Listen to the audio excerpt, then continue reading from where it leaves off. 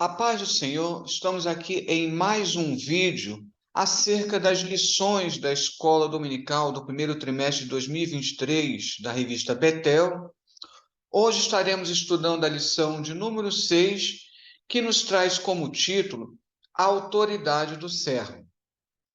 Não deixe de se inscrever no canal, deixe o seu like para que nós possamos estar cada vez mais proporcionando conteúdos para todos. O texto áureo nos diz: e sentiram um grande temor e diziam uns aos outros: mas quem é esse que até o vento e o mar lhe obedecem? Verdade aplicada.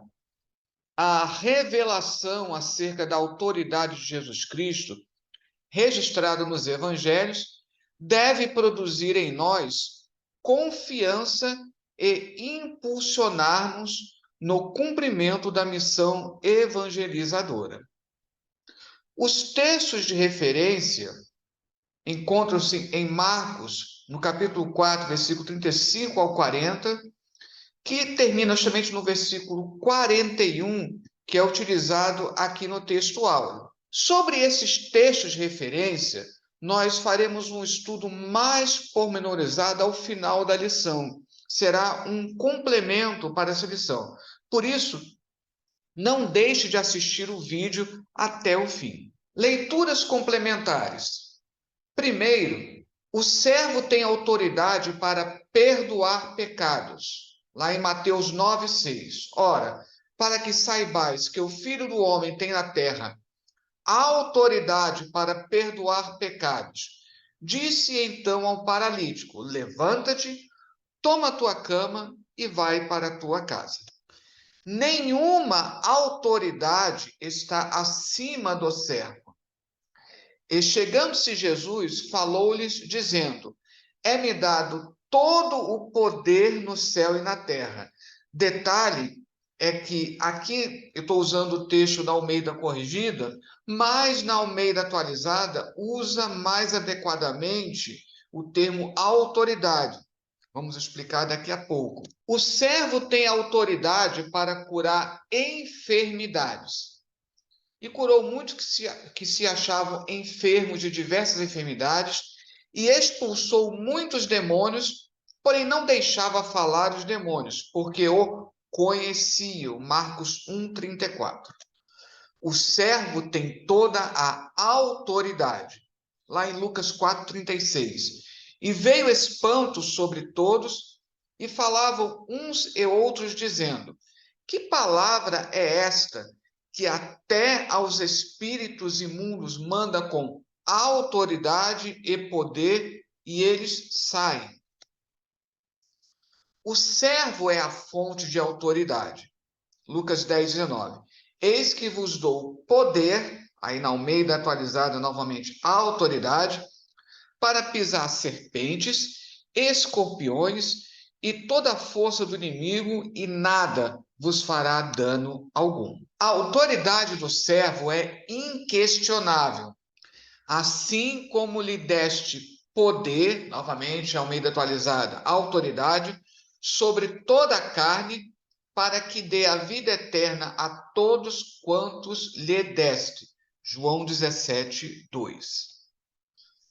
Nessas leituras complementares, que na revista, cada uma é indicada para cada um dos dias da semana, incluindo aí o sábado, com exceção de Marcos 1:34, onde não aparece a palavra autoridade, em todas as passagens analisadas, supra, das leituras complementares, aparece a palavra grega exousia, autoridade, e que acaba na Almeida Corrigida, em algumas passagens, como nós vimos, sendo traduzida como poder.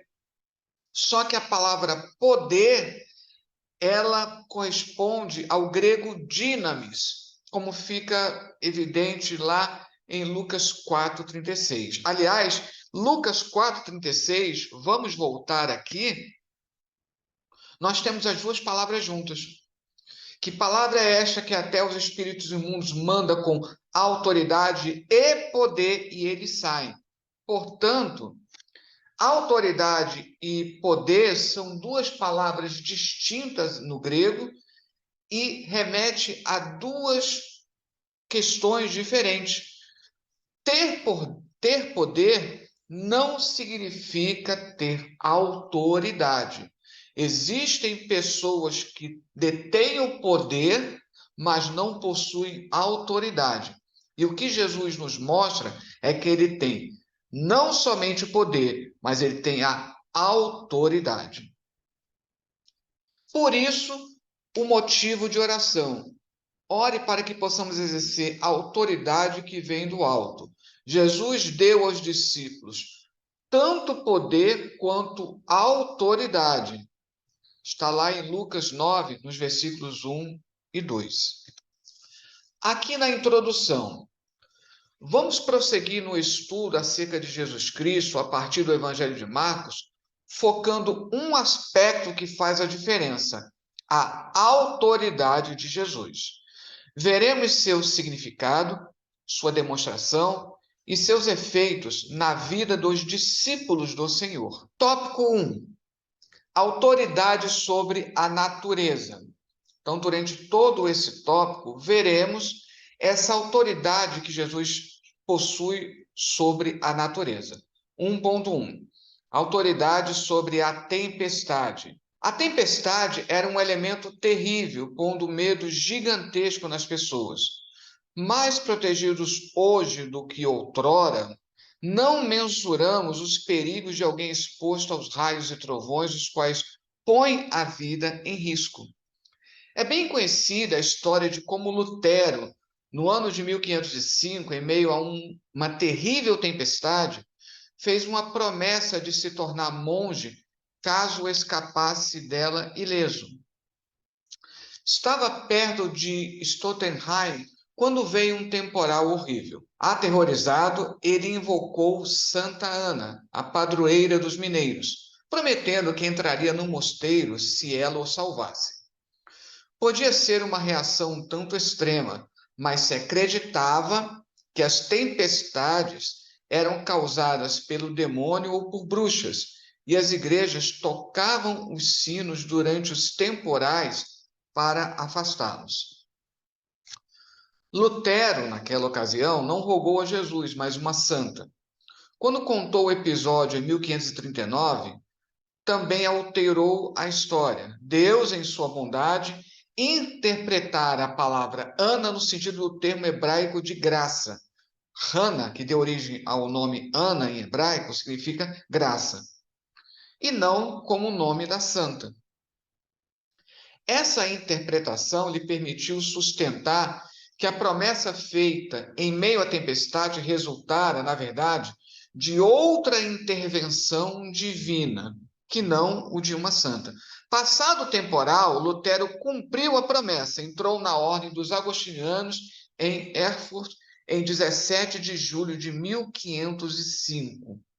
Embora a conversão dele, de fato, tenha sido um processo, alguns biógrafos de Lutero colocam entre o ano de 1513 até o ano de 1519, o próprio Lutero parece sustentar a tese de que a sua conversão completa teria sido no ano de 1519. Tudo isso foi proporcionado por essa entrada no mosteiro, quando ele pôde se dedicar ao estudo da Bíblia e se dedicar ao estudo da teologia. Ou seja, Deus fala do meio da tempestade, como está lá em Jó 46. E não precisamos temer, pois Deus nos protege dos perigos da tempestade, e como diz lá em Isaías 25, no versículo 4, ele é um refúgio contra a tempestade. Subtópico 1.2, autoridade sobre o vento. Deus fez soprar o vento do Oriente nos céus e trouxe o sul com a sua força, como nós lemos lá no Salmo 78, versículo 26. Por isso, ainda que o vento seja contrário, Jesus exerce o seu controle, como está lá em Marcos 6, 48. Deus muda situações, como nós lemos lá no livro de Esther, no capítulo 9, versículo 1, quando conta-se de que maneira Deus mudou aquela situação na qual estava posta sobre os judeus, estava sendo posto sobre os judeus um decreto ordenando o extermínio de todo o povo, e Deus mudou toda aquela situação. 1.3. Autoridade sobre as árvores. Aqui está se falando sobre aquela passagem em que Jesus amaldiçoa a figueira.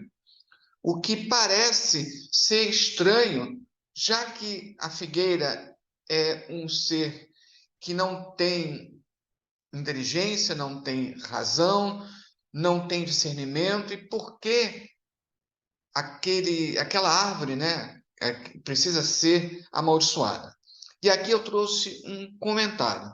Na região mencionada aqui por Marcos, os figos temporãos pequenos, que cresciam dos brotos do ano anterior, começam a aparecer no final de março e são colhidos em maio ou junho. Os figos mais tardios e muito maiores, que se desenvolvem dos brotos novos, são colhidos de agosto a outubro. É importante notar que os figos mais novos, dos quais estamos falando aqui, começam a aparecer simultaneamente com as folhas da figueira. De fato, algumas vezes aparecem antes delas. É impossível acreditar que a maldição que Jesus pronunciou sobre essa árvore fosse um ato de punição em cima daquela árvore. Ela não tem um pecado pelo qual ela possa ser punida. Como se a árvore fosse responsável por não dar fruto e como se, por essa razão, Jesus estivesse irado com ela. A real explicação é mais complexa. A pretensiosa, mas estéril figueira era um símbolo de Israel, como nós vamos comparar com Lucas 13, do versículo 6 ao 9, e aqui uma citação indireta, uma alusão à parábola da videira, né, que nós encontramos lá em Isaías, no capítulo 5. Então, todos os comentaristas concordam que aqui nós temos que entender esse significado simbólico. Por isso, aqui continua. De fato, os discípulos não precisaram esperar até o outro dia para a explicação. A figueira pretensiosa tinha sua contraparte no templo, onde, nesse mesmo dia, que pressupõe que seria numa segunda-feira, um negócio florescente estava acontecendo para que os sacrifícios pudessem ser feitos, enquanto, ao mesmo tempo, os sacerdotes planejavam matar a própria pessoa sem a qual essas ofertas não tinham nenhum sentido. É porque é necessário entender aqui o contexto em que aparece. Esse episódio da figueira é junto com o episódio em que Jesus ele entra no templo para purificá-lo. Atividade religiosa agitada, mas sem sinceridade e verdade, porque ali, entre outras coisas, se explorava a fé do povo, fazendo com que um mesmo animal fosse revendido várias vezes. Como eram muitas pessoas que acorriam na época da Páscoa, então se vendia o animal, mas se dizia ao ofertante: pode deixar que nós vamos sacrificar o animal em prol de você. Mas assim que o ofertante virava as costas, eles revendiam o mesmo animal para outra pessoa. E assim aquele animal era revendido várias vezes e se dizia que ele já tinha sido sacrificado da primeira vez.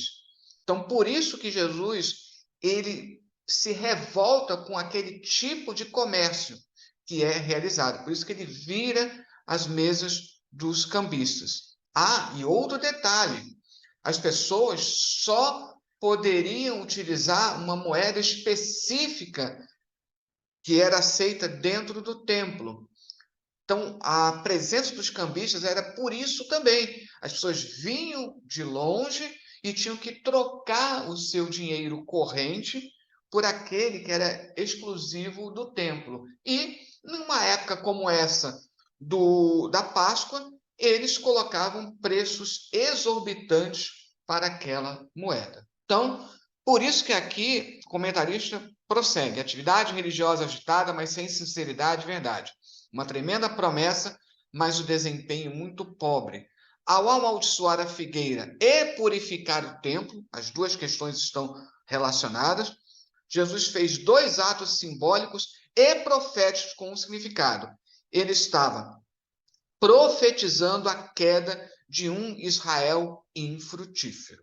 Vamos agora para o tópico 2, autoridade sobre os demônios. 2.1, uma autoridade reconhecida até pelos demônios. Talvez um pouco mais difícil de entender seja o comportamento do endemoniado. Aqui está se falando sobre o episódio do endemoniado gadareno. Superficialmente, parece muito inconsistente. Em um momento, nós o vemos descendo da montanha com uma atitude hostil. No outro momento, ele se joga aos pés de Jesus e o adora.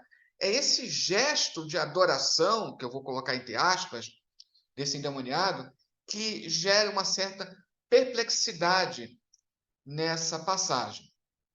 E isso somente para, uma vez mais, mudar o tom para um clamor sinistro, pedindo para que não o atormente. Dizer que, afinal, o comportamento irracional é exatamente o que se pode esperar de um demoniado é provavelmente apenas metade da resposta. Além disso, deve ser indicado que, quando esse homem começou a correr em direção ao grupo, ele ainda não tinha reconhecido o seu líder. Aqui é uma possibilidade de primeira explicação. Quando ele, realmente os demônios dentro dele, representados por seu líder, de um modo que ultrapassa o entendimento humano, o reconheceu, a primeira reação, por causa da majestade de Cristo, foi de temor, resultando em prostração. No presente caso, é desnecessário interpretar a palavra usada no original, que significa isso mesmo, adorar, mas ela significa também prostrar-se. Vamos lembrar que a prostração, o ato de se prostrar, era primeiramente um ato de reverência, o reconhecimento da superioridade de alguém. Assim, era comum, mesmo dentro de Israel, que se prostrasse diante dos reis, o que não poderia ser confundido com a adoração. No caso de Deus, a prostração passou do ato simbólico de reconhecer a autoridade de um rei, no caso, o Rei Supremo, para a adoração a Deus. Mas aqui, no presente caso, é desnecessário interpretar a palavra usada no original no sentido de prestar uma adoração sincera e quebrantada, como nós vemos no caso dos magos, lá em Mateus, no capítulo 2. Quando o porta-voz dos demônios refletiu sobre o fato de que Jesus era, afinal, seu grande oponente, aquele que veio ao mundo com o propósito de destruir as obras do diabo, ele, fazendo uso dos órgãos vocais desse pobre homem, deu vazão ao seu sentimento de raiva e frustração, desespero no desabafo. Porque me perturba, Jesus, filho do Deus Altíssimo. Então, esse ato de prostração é ele sendo obrigado a reconhecer a autoridade de Jesus. Ele não está prestando exatamente um ato de adoração. Por isso que a tradução seria até melhor ser modificada, ao invés de dizer adorar, ele se prostrou. E aqui, lógico, também reflete aquilo que nós lemos lá em Filipenses, no capítulo 2, que diante de Jesus, todo joelho se dobrará. Vamos agora ao subtópico 2.2, uma autoridade inquestionável. Vamos fazer aqui um destaque para o comentário da revista. É bom que se diga que o incidente da cura do jovem lunático ocorre após Jesus e os discípulos descerem do monte onde ocorreu a transfiguração, como está lá no capítulo 9, versículo 2 ao 13.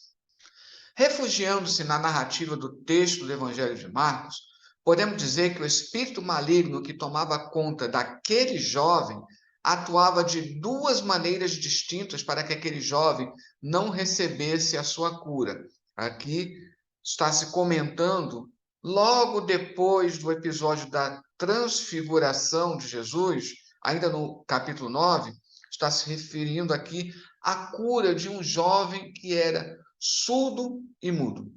A primeira ação dos demônios foi deixá-lo mudo, pois desse modo ele não tinha como rogar por aquela cura. E a outra maneira de atuação de Satanás foi deixá-lo surdo, pois assim o jovem não poderia ser alcançado pela palavra que liberta o homem das garras do diabo. Esses espíritos são chamados de imundos porque são moral e espiritualmente sujos, maus em si mesmos, e porque incitam aqueles a quem possuem a cometerem o mal. Aqui também, essa questão de serem espiritualmente sujos, né? Aqui também faz lembrar todo aquele contexto no livro de Levítico sobre a necessidade da pureza ritual. Eles, aqui claro, os possuídos por eles, seus fantoches, os endemoniados, caíam aos seus pés e gritavam. Subtópico 2.3. Jesus concede o poder de expulsar os demônios. Mais uma vez, a observação do comentarista da revista. Contudo, é importante destacar que a autoridade colocada à disposição dos discípulos de Cristo nunca se torna posse deles. Permanece sempre a autoridade delegada. Ser escolhido por Deus nunca será motivo de vangloriar-se ou reivindicar privilégios. É um chamado para o serviço, como está lá em Marcos 9:35. Aqui o comentarista ele cita esse importante livro, né, sobre o Evangelho de Marcos, do Mulholland. Eu coloquei aqui a versão de 2006, que é mais atual, mas eu vou focar aqui nessa parte final. Ser escolhido por Deus nunca será motivo de vangloriar-se ou reivindicar privilégios. Eu sempre gosto de frisar que o nosso serviço a Deus sempre deve ser de gratidão. Sabemos que Deus ele é galardoador, que ele é recompensador, mas nunca podemos servir a Deus apenas esperando por recompensas. E aqui lembrar que isso é um chamado para o serviço. E lembrando que o Evangelho de Marcos tem como principal premissa mostrar Jesus como o servo, e o versículo que sintetiza o Evangelho de Marcos está lá no capítulo 10, versículo 45. O Filho do Homem não veio para ser servido, mas para servir. Ora, se aquele que é o Todo-Poderoso veio servir, quanto mais nós. Por isso que é um chamado para o serviço, porque Jesus, ele nos deixou o exemplo. É dado que merece bastante atenção o fato de Jesus dirigir sua atenção, sobretudo, às crianças, lá na sequência, em Marcos 9:36, pois elas eram consideradas não entidades. Inclusive, é interessante que algumas figuras medievais, algumas pinturas medievais, sempre buscam mostrar as crianças como adultos em miniatura. Não se respeitava a especificidade, né, do ser criança, como hoje nós temos uma preocupação. E é por isso que, contextualizando, é quase chocante que ele pudesse recorrer a elas como modelos do seu programa social. Se hoje nos toca, se nos enternece falar ou comparar com criança, naquela época seria considerada quase que uma ofensa. No entanto, ele o faz voltando-se para elas não uma vez apenas, mas duas. Lá também, no capítulo 10, no versículo 13 ao 16 de Marcos. Novamente, lançando o mundo social do ouvinte em crise com a inversão radical de status no reino, Jesus desfecha seu ataque contra o interesse dos discípulos pelo poder. Jesus apela aqui à inocência da criança. E é por isso que ela se torna um exemplo. Nós devemos nos tornar crianças, não na questão da falta de maturidade, mas sim nessa inocência, nessa pureza de coração. Vamos agora ao tópico 3. A autoridade sobre as enfermidades. Subtópico 3.1. Autoridade sobre todas as doenças. O ministério de cura de Jesus é, pois, descrito como parte essencial de sua luta para conferir libertação concreta aos oprimidos e marginalizados da sociedade palestinense. Mas libertação de quê? O sentido clássico do verbo grego usado lá no capítulo 1, versículo 34, terapeu, é de onde vem o nosso termo terapia. Ele significa tratar medicamente. Por isso que vem a nossa palavra terapia. Entretanto, um uso muito mais comum de terapeu, né, que é o verbo, é para cura, não meramente no sentido de tratamento médico, mas no sentido de cura real efetuada pelo Messias. Jesus tem o poder para curar os enfermos e é uma cura total. O verbo terapeu, embora muito utilizado no sentido do tratamento médico, aqui quer ir mais além. Mostra que Jesus ele faz uma cura completa, real, absoluta. Jesus tem o poder para curar os enfermos, e isso é parte tão importante de seu ministério quanto a pregação. Então, quando nós lemos nos evangelhos, Jesus ele tanto pregava, ensinava, quanto curava. São dois pontos no ministério de Jesus que não podem ser dissociados. Nenhuma enfermidade pode resistir a ele. Agora aqui, subtópico 3.2. O legado da autoridade de Jesus sobre as enfermidades. Jesus veio cumprir a profecia lá de Isaías 35, no versículo 5 e 6. Aqui eu trago a versão da Almeida atualizada.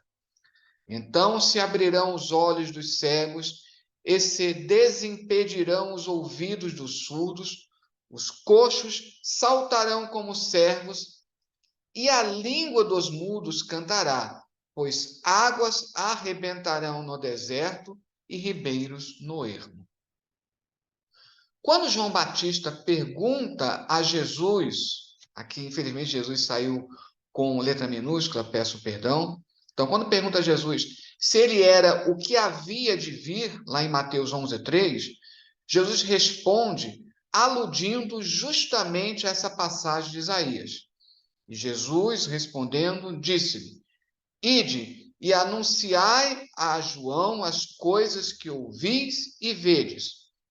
Os cegos veem e os coxos andam, os leprosos são limpos e os surdos ouvem. Os mortos são ressuscitados e aos pobres é anunciado o evangelho. Ou seja, Jesus está deixando bem claro que ele veio cumprindo a promessa e, portanto, ele é sim aquele que todos esperavam. Subtópico 3.3.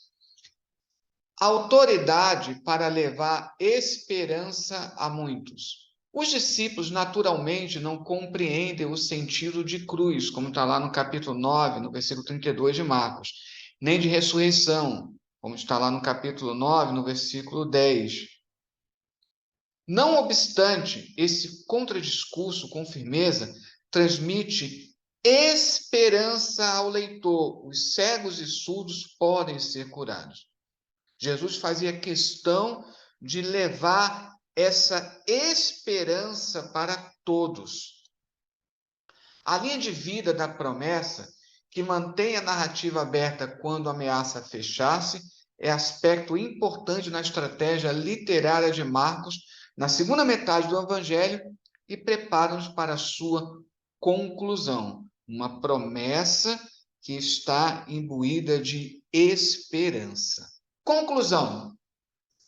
Tendo estudado sobre a verdade de que nosso Senhor Jesus possui toda a autoridade, demonstrada por ele ao lidar com a natureza, os demônios e as enfermidades, devemos procurar estar cada vez mais firmes em Cristo e, no poder do Espírito Santo, nos empenharmos no anúncio do Evangelho completo para a pessoa inteira, tanto espiritual, quanto emocional, quanto física. Jesus, ele se importa com todo o nosso ser. É importante aqui salientar que muitas das vezes nos preocupamos apenas e tão somente com a nossa vida espiritual e nos esquecemos, né, do nosso corpo físico. E, obviamente, temos que lembrar que o nosso corpo, ele é o templo do Espírito Santo. Aqui, então, eu mostro a bibliografia que eu utilizei, uma pequena bibliografia, e eu deixarei um PDF com todos esses slides disponível, inclusive com a bibliografia. Que Deus, então, abençoe. Hoje nós estaremos falando acerca do episódio em que Jesus acalma uma tempestade. Estaremos orando, então, para nós iniciarmos.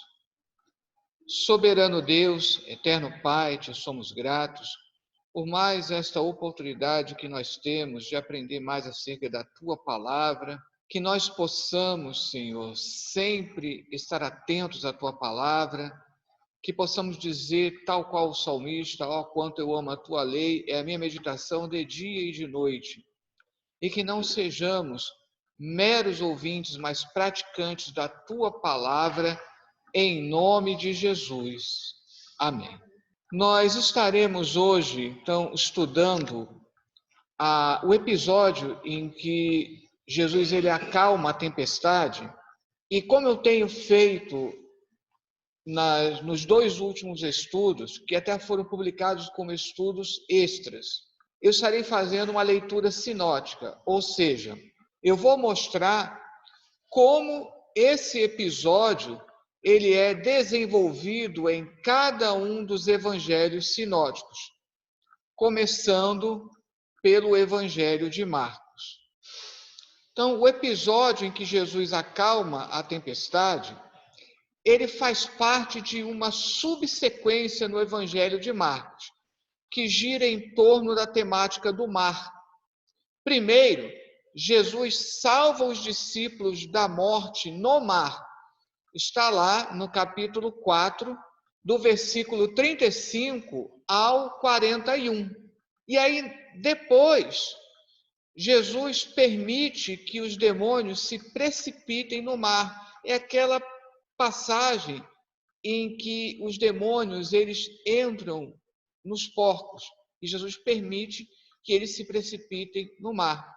E as duas sequências e essas duas passagens elas estão intimamente relacionadas, porque ali é a primeira parada de Jesus depois que ele passa pelo mar da Galileia. Então, logo no início do Evangelho de Marcos, quando diz passemos para a outra margem, é justamente o momento em que ele efetua a cura de um endemoniado. E é interessante que elas estão tão relacionadas que essa sequência ela é reproduzida tanto em Mateus quanto em Lucas, ou seja, também em Mateus e também em Lucas, você tem logo a seguir do episódio em que Jesus acalma a tempestade, você tem o episódio envolvendo esse endemoniado gadareno. O que representa o mar aqui? O mar aqui é o local onde ocorre salvação da morte. E é interessante porque o mar, dentro da simbologia antiga, o mar, ele representa o pavor, ele representa o perigo. O mar, ele representava sempre esse desafio para os homens.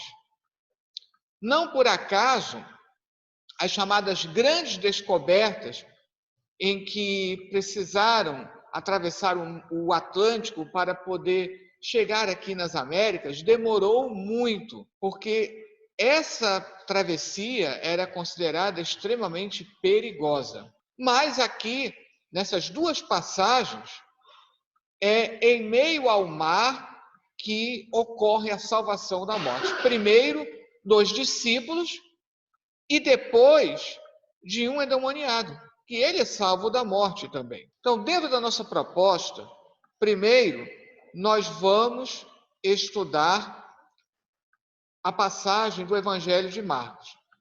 Não somente porque o Evangelho de Marcos é reputado, é considerado o mais antigo, como também no Evangelho de Marcos ele é o mais desenvolvido. Então, nós vamos abrir aqui no Evangelho de Marcos, no capítulo 4, no versículo 35. Evangelho de Marcos, capítulo 4, a partir do versículo 35. Nos diz assim: naquele dia, sendo já tarde, disse-lhes Jesus: passemos para a outra margem. Fica subentendido a outra margem do Mar da Galileia, ou melhor dizendo, do Lago da Galileia. Tá? E aí no versículo 36 nós continuamos lendo.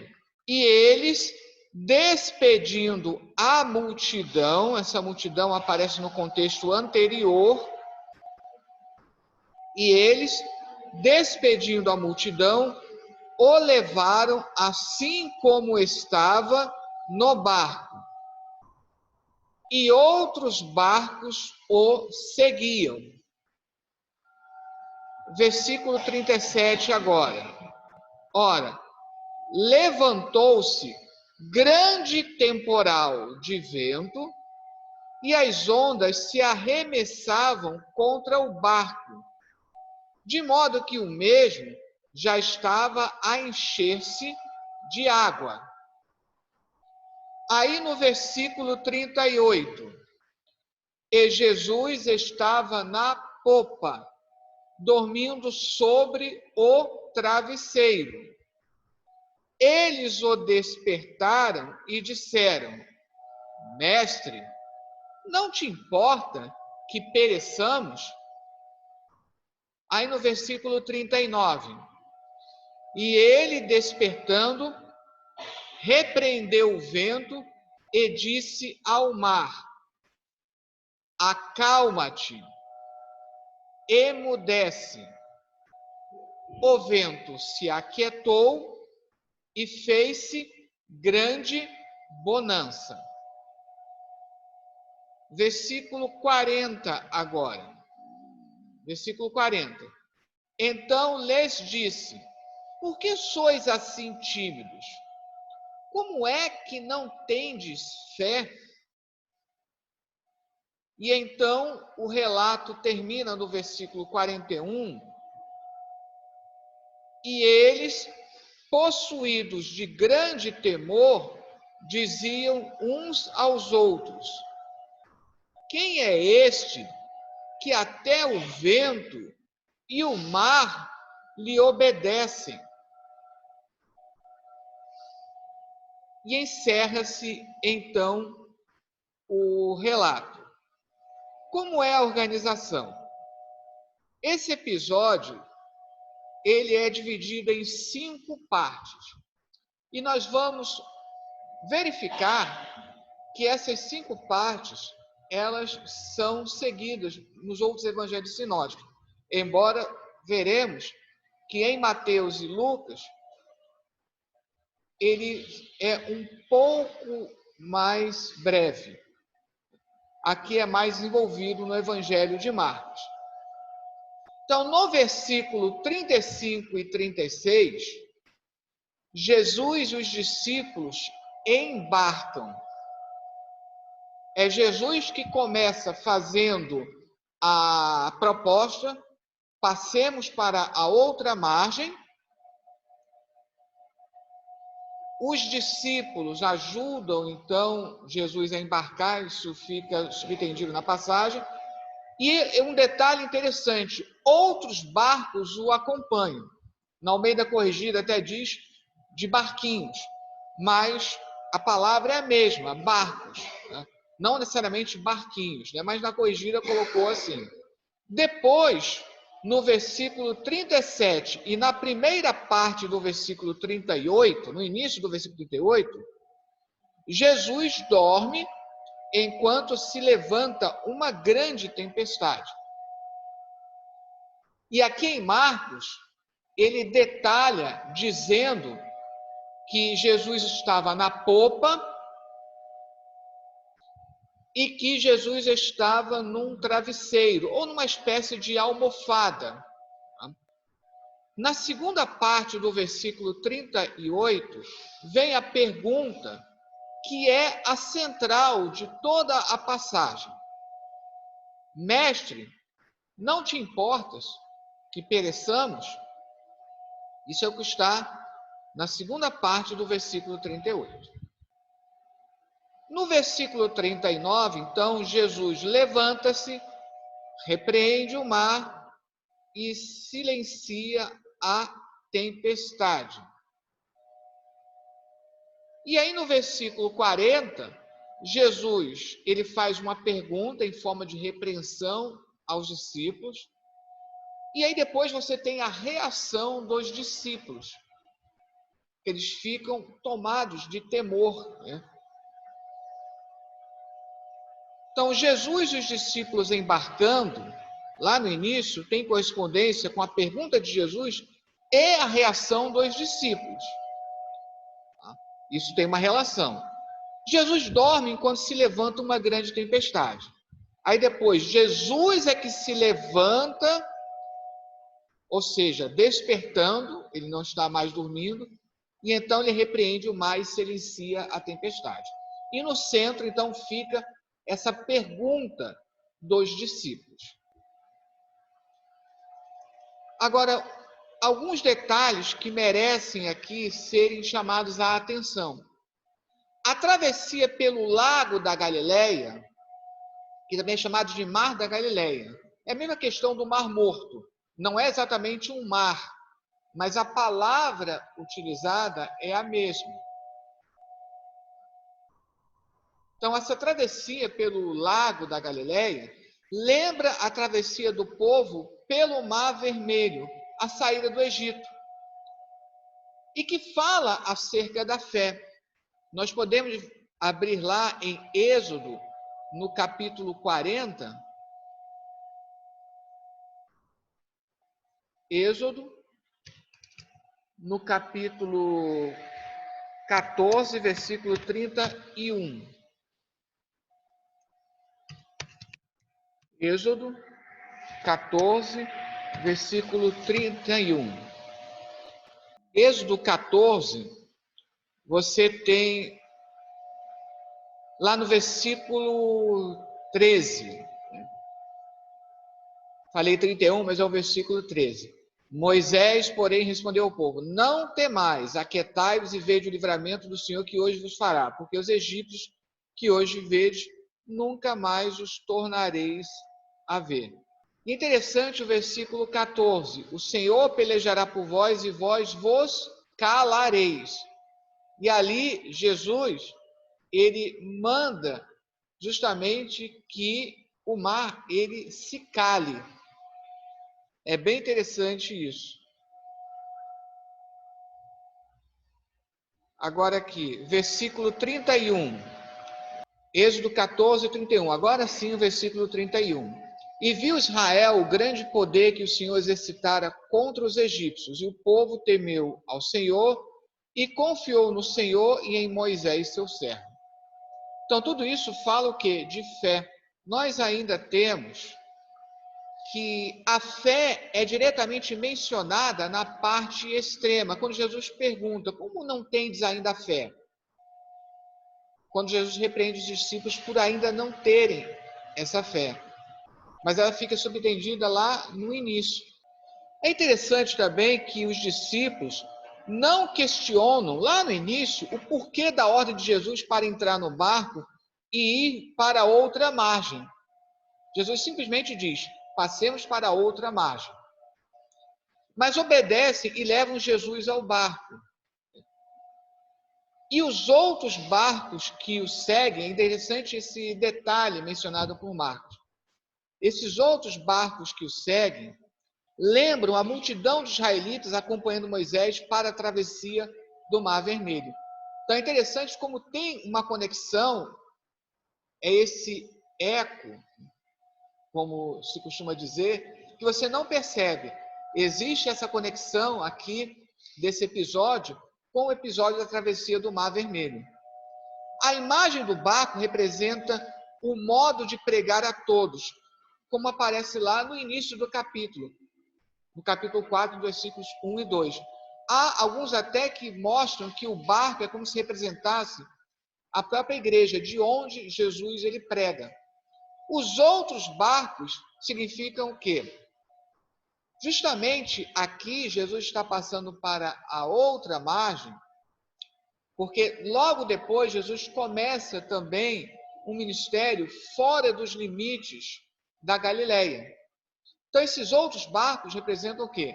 Esse barco no qual ele está representa primeiramente Israel. E esses outros barcos representam todos os outros representam os gentios que estão também sendo convidados a ouvirem e aceitarem a mensagem de Jesus. Todos aqueles estão sendo convidados. Você vê que esses outros barcos vão acompanhando. A ação de Jesus dormir na popa lembra a pergunta do salmista, lá no Salmo 44, versículo 23. Vamos abrir aí no Salmo 44, versículo 23. Salmo 44, versículo 23. Desperta, por que dormes, Senhor? Desperta, não nos rejeites para sempre. Agora, observem a continuidade. Por que escondes a face e te esqueces da nossa miséria e da nossa opressão? É bem interessante isso. Nós temos também, quando há o despertar de Jesus pelos discípulos, isso lembra a afirmação do salmista de que o guarda de Israel não dorme. Então, lá no Salmo 44, você tem o grito de desespero do salmista, porque existem momentos em que parece que Deus está dormindo, parece que Deus ele não está nos vendo. Daí aquele grito desesperado do salmista. Porém, lá no Salmo 121, no versículo 4, nos lembra que, na verdade, o Senhor, ele não dorme. Então, Salmo 121, versículo 4. É certo que não dormita, nem dorme o guarda de Israel. Então, você tem essa contraposição. Um outro detalhe bem interessante é que Marcos aqui cita que Jesus ele está na popa. É interessante isso. Quem está no comando geralmente fica na proa, à frente, mas Jesus está na popa. Esse ato de Jesus estar na popa, ele fala da retaguarda, mostrando que Jesus ele está ali atrás, mas no momento que os discípulos necessitarem, Jesus ele age. É bem interessante esse detalhe mencionado por Marcos. Então você tem aqui uma contraposição perfeita, né? Jesus repreende o vento e ordena ao mar se aquietar e silenciar. Isso é bem interessante, tratando-os como elementos demoníacos. Marcos tem essa característica, que é muito mais desenvolvida do que os outros evangelhos.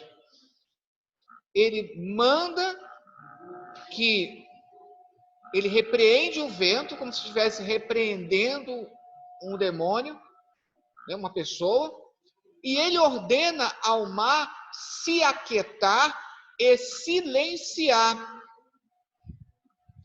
Ou seja, o mar aqui está representando os elementos, né, demoníacos, né, que provocam inquietude, que provocam tribulação no homem. É bem interessante esse detalhe. Que, portanto, representa um desafio. O mar aqui, ele tem esse simbolismo. E é bem interessante que em outras histórias antigas, em outras culturas antigas, o mar sempre é representado como alguém que representa esse desafio para o homem. O temor dos discípulos diante da tempestade e o espanto ante o ato de Jesus estar dormindo, é interessante que lembra um outro relato lá no Antigo Testamento. Lembra aquela reação dos marinheiros quando percebem que Jonas está dormindo, mesmo diante de uma grande tempestade que se levanta. Vale a pena nós abrirmos lá. Vamos lá. Jonas, logo no primeiro capítulo, no versículo 5. Então os marinheiros, cheios de medo, clamavam cada um ao seu Deus e lançavam ao mar a carga que estava no navio, para o aliviarem do peso dela. Jonas, porém, havia descido ao porão e se deitado, e dormia profundamente. Chegou, aí no versículo 6, chegou-se a ele o mestre do navio e lhe disse: que se passa contigo, agarrado no sono? Levanta-te, invoca o teu Deus, talvez assim esse Deus se lembre de nós, para que não pereçamos. É interessante que lá também é mencionado esse tema do perecer.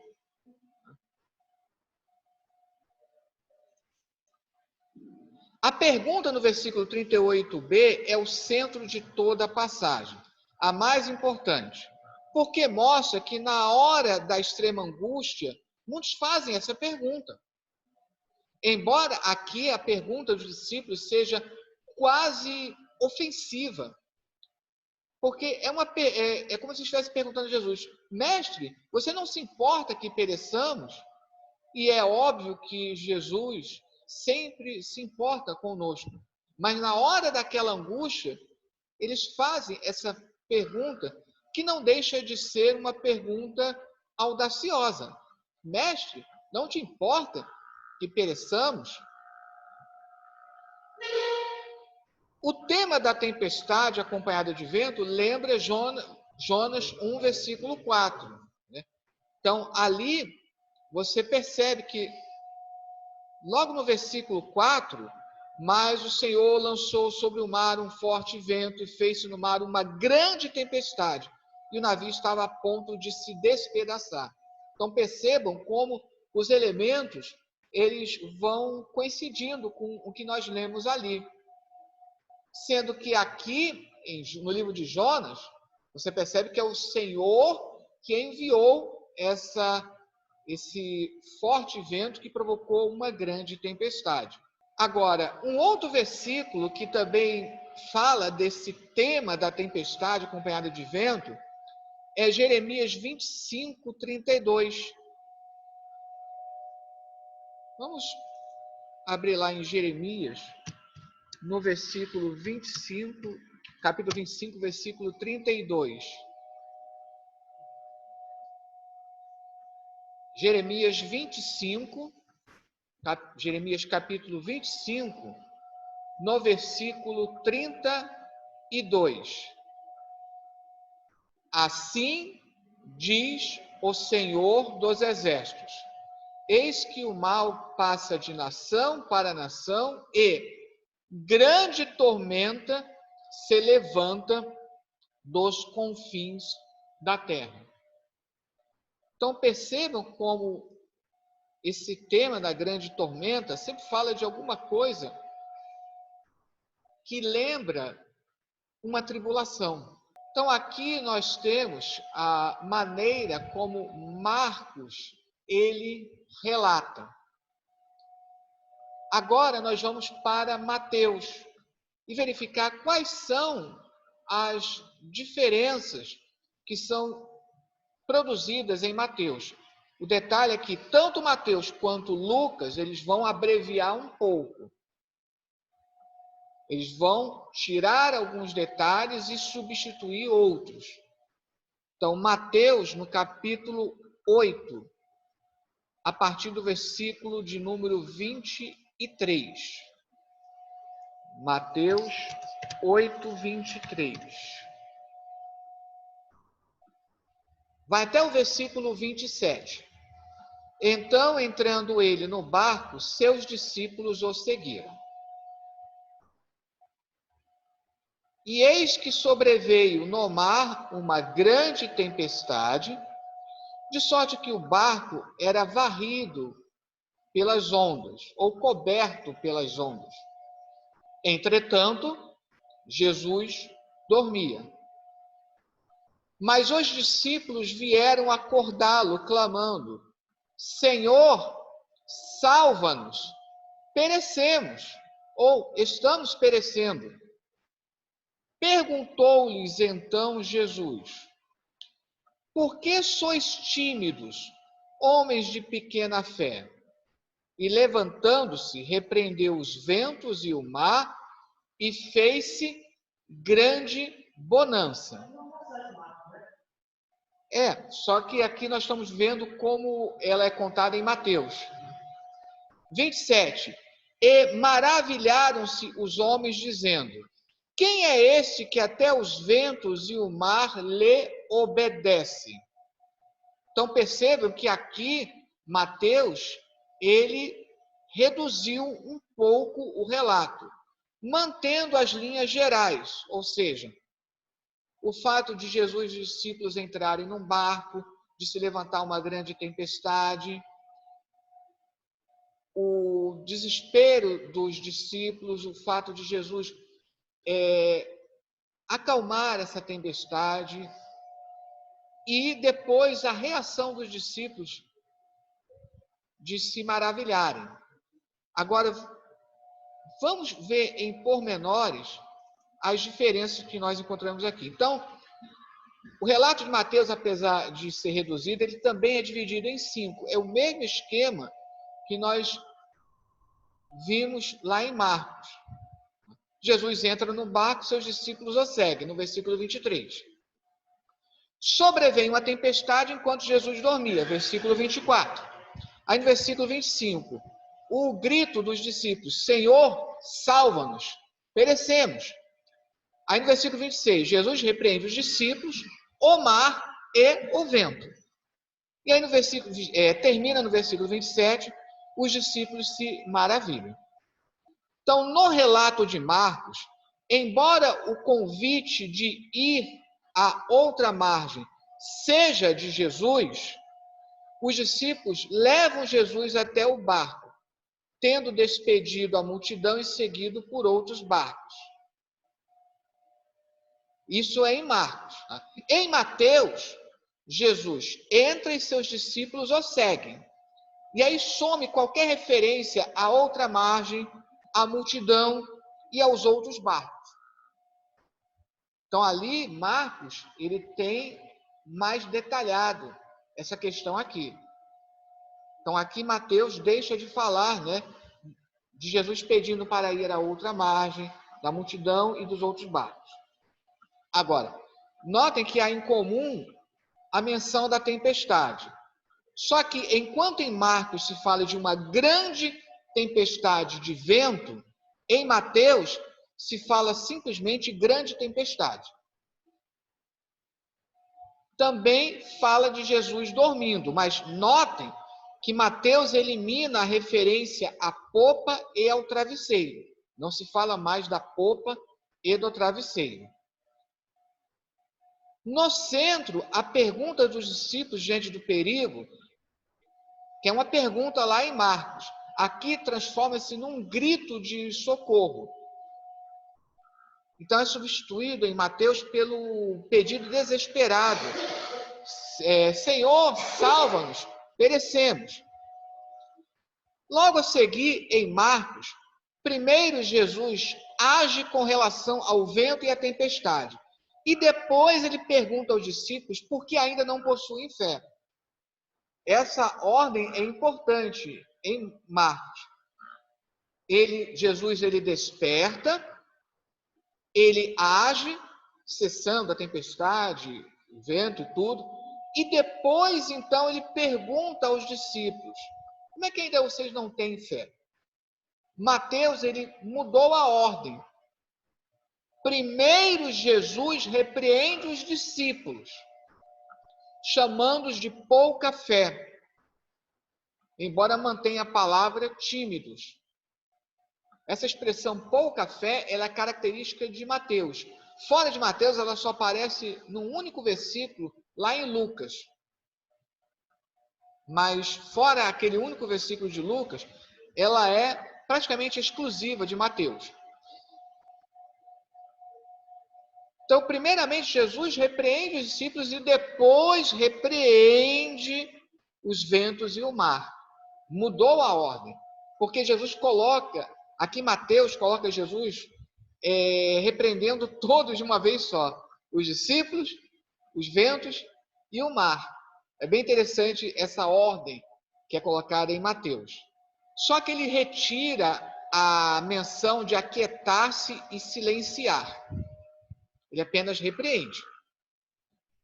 Finalizando, o espanto dos discípulos mediante uma pergunta é o mesmo. Só que, enquanto Mateus fala do temor, os discípulos eles se atemorizaram, ficaram cheios de temor. Já Mateus diz que eles ficaram maravilhados e não com temor. Então, notem como Mateus ele tira detalhes, ele deixa um relato um pouco menor e muda alguns outros detalhes. Tá? Aí já vamos explicar por que dessas mudanças. Tá? Agora vamos para Lucas. Como é que Lucas vai relatar? Lucas 8, 22. Lucas 8, 22. O que nós lemos aqui? Lucas 8, 22. E aconteceu que, num daqueles dias, entrou ele num barco em companhia dos seus discípulos e disse-lhes: passemos para outra margem do lago. E partiram. Aí no versículo 23. Enquanto navegavam, ele adormeceu. E sobreveio uma tempestade de vento no lago, correndo eles o perigo de sossobrar. Versículo 24. Chegando-se a ele, despertaram-no, dizendo: Mestre, mestre, estamos perecendo. Despertando-se Jesus, repreendeu o vento e a fúria da água. Tudo cessou e veio a bonança. Versículo 25. Então lhes disse: onde está a vossa fé? Eles, possuídos de temor e admiração, diziam uns aos outros: quem é esse que até os ventos e as ondas repreende e lhe obedece? Então aqui, Lucas, ele mantém a brevidade de Mateus, mas ele vai fazer algumas modificações. Tem um detalhe que ele retorna em relação, tem alguns detalhes que ele retorna em relação a Marcos, mas a disposição, dividindo em 5, é praticamente a mesma, sempre deixando a pergunta ou a exclamação dos discípulos no centro. Então, primeiro, Jesus e os discípulos embarcam, lá no versículo 22. Aí no versículo 23, sobreveio uma tempestade enquanto Jesus dormia. Aí na primeira parte do versículo 24, mestre, mestre, estamos perecendo. É uma exclamação. Aí na segunda parte do versículo 24, até a primeira parte do versículo 25, Jesus repreende o vento, a fúria das águas e os discípulos.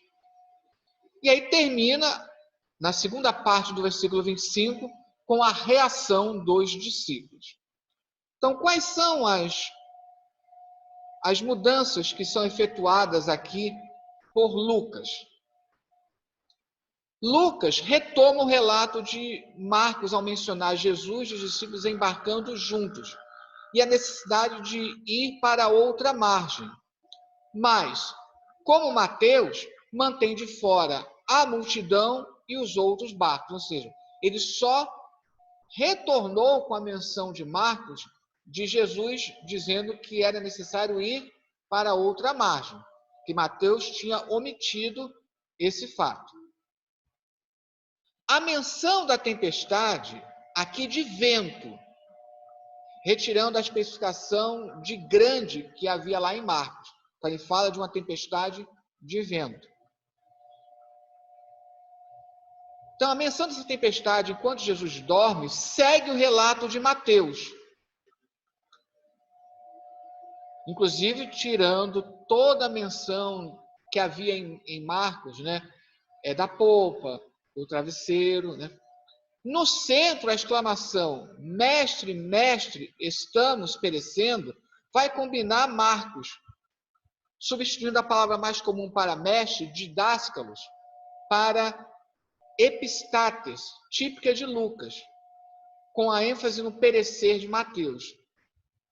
Então, ele pega lá a expressão mestre, embora substitua por outra palavra no grego. É uma palavra típica de Lucas, mas o significado é o mesmo, com uma pequena nuance que eu vou explicar daqui a pouco. Mas ele pega a ideia de chamar Jesus de mestre, lá de Marcos, e junta, né, com essa exclamação desesperada, né, de que estão perecendo, né, lá de Mateus. Como em Marcos, primeiro Jesus age repreendendo o vento e a fúria das águas, e depois dirige-se aos discípulos. Então ele volta a essa ordem que havia em Marcos, que nós vimos que Mateus tinha mudado a ordem. Jesus primeiro repreende, em Mateus, Jesus primeiro repreende os discípulos para depois agir em relação à tempestade. Aqui ele volta à ordem. Só que aqui, agora ele pergunta aonde está a fé deles. Então é interessante como a pergunta de Jesus vai se modificando. Para a reação dos discípulos, aí combinou o temor relatado em Marcos com o maravilhar-se de Mateus. Ele combinou. Porque Marcos fala do temor dos discípulos. Mateus fala do maravilhar-se. Aí o que Lucas fez? Juntou os dois. Agora nós vamos comparar por que essas diferenças. Vamos lembrar, Marcos é um evangelho que procura salientar Jesus como o servo, é o evangelho da simplicidade, e o evangelho de Marcos também salienta Jesus como aquele que veio implantar o reino de Deus. E essa implantação do reino de Deus, aqui vai ser mostrada em Marcos, comparando lá com o episódio em que Deus vai tirar o povo do Egito e levar a Terra Prometida, mas primeiro passando pelo Mar Vermelho. Então, esse convite de Jesus, passemos para a outra margem, é como se fosse um convite para que você se converta, né? É como se Jesus estivesse convidando, vamos à outra margem. Aquela velha questão abordada, né? Sair do Egito, entre aspas, do pecado. É esse o convite de Marcos. Agora, a ênfase está na falta de fé dos discípulos. Como que ainda não tendes fé? Que é evidenciada na pergunta quase ofensiva dos discípulos. E é por isso que vai lembrar, por isso que Marcos faz questão de mencionar a popa e o travesseiro. O travesseiro é para lembrar, Jesus está dormindo mesmo. E a popa é para mostrar que Jesus está lá atrás, como que, entre aspas, esquecido, mas Jesus está. Ou seja, Jesus está lá, pronto a nos socorrer no momento certo, no momento oportuno. Essa é a ênfase de Marcos. Mateus, ele muda a perspectiva. Lembrando que Mateus, ele é um evangelho que ressalta Jesus como o rei, o Messias prometido lá no Antigo Testamento. Por isso que Mateus, ele tem uma preocupação muito maior com relação à questão das profecias do Antigo Testamento. E é por isso que ele muda aqui para o grito dos discípulos, lembrando as promessas de salvação lá no Antigo Testamento. Senhor, salva-nos. Senhor, nos salva-nos. Estamos perecendo. Isso lembra, por exemplo, olha o Salmo 118, versículo 25. Salmo 118, versículo 25. Olha como o grito dos discípulos é bem parecido com essa declaração aqui do Salmo 118. Ó, salva-nos, Senhor, nós te pedimos. Ó, Senhor, concede-nos prosperidade. Então, olha a primeira parte, a primeira linha do versículo, como é bem similar ao grito dos discípulos. Ó, salva-nos, Senhor, nós te pedimos. Nós também temos aqui Jeremias 31, 7. Jeremias 31, 7. Porque assim diz o Senhor: cantai com alegria a Jacó, exultai por causa da cabeça das nações. Proclamai, cantai louvores e dizei: salva, Senhor, o teu povo, o restante de Israel. Então, quando Mateus ele substitui a pergunta quase que ofensiva dos discípulos, como está lá em Marcos, por essa exclamação, é para lembrar das promessas de Deus lá no Antigo Testamento. Porque Mateus ele procura enfatizar muito isso. Lembra das promessas que foram feitas a Israel e que continua para nós também. E é por isso, essa questão de lembrar do agir de Deus no passado, das promessas de salvação de Deus no passado, por isso que Mateus ele mudou a ordem. Jesus ele primeiro repreende os discípulos para depois agir. Por isso que foi feita essa inversão. Agora é interessante que ele, embora repreenda antes de agir, ele reconhece que existe fé nos discípulos, somente ela é uma fé pequena. Homens de pouca fé. Então, enquanto em Marcos fala daqueles em que você não encontra fé, aqui reconhece que existe alguma fé, só que ela está fraca, ela está abafada, ela está pequena. E ela precisa, então, ser aumentada, permitindo que os discípulos, mais uma vez, vejam as maravilhas operadas por Deus. E aí vem Lucas. Qual é a proposta de Lucas? O que Lucas coloca é essa exclamação: mestre, mestre, estamos perecendo. E ele faz uma mudança que não é percebida nas nossas traduções, porque as duas palavras no grego significam mestre. Só que didáscalos, que veio da origem da palavra didática no português, ela é a mais comum. Já Lucas, em alguns momentos, utiliza essa palavra que ela, além de significar mestre, pode falar de tutor, superintendente, aquele que governa. Então, fala de Jesus como aquele que veio não somente para Israel, porque essa é uma preocupação constante de Lucas. Se Mateus ele centra mais nas promessas feitas a Israel no Antigo Testamento, Lucas ele tem essa visão mais universalista. Então, quando utiliza essa palavra, que ela se perde na tradução, mas quando você percebe ela no grego, fala de Jesus como aquele que veio para o mundo inteiro. Jesus como modelo para toda a humanidade. E aí é interessante a pergunta de Jesus: aonde está a vossa fé? Ou seja, essa fé, ela existe, só que ela é mal direcionada. Porque você percebe que a fé na humanidade, ela é diluída em muitas outras coisas, mas não em Deus. Então, Lucas, ele salienta isso. Aonde está a fé? Você vê que em outros momentos no Evangelho de Lucas, você tem uma pergunta semelhante, como naquela parábola que Jesus pergunta: quando, porém, vier o Filho do Homem, achará fé na terra? Então, a necessidade, dentro dessa perspectiva de Lucas, de que essa fé ela possa ser bem direcionada. Aonde ela está, em quem ela está depositada. Então, por isso você tem essa diferença nos diversos evangelhos. Então, você percebe a mesma passagem, o porquê cada evangelista contou de uma maneira diferente.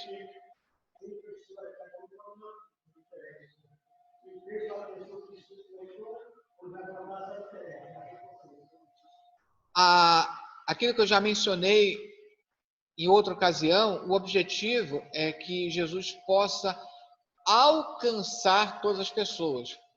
Cada evangelho se dirige a um público diferente da época. E se dirige também a vários públicos hoje. Mas Jesus ele quer se dirigir a todos. Amém? Que Deus abençoe. Estaremos orando para encerrar. E aí, na próxima sexta-feira, nós continuamos com a proposta da leitura sinótica.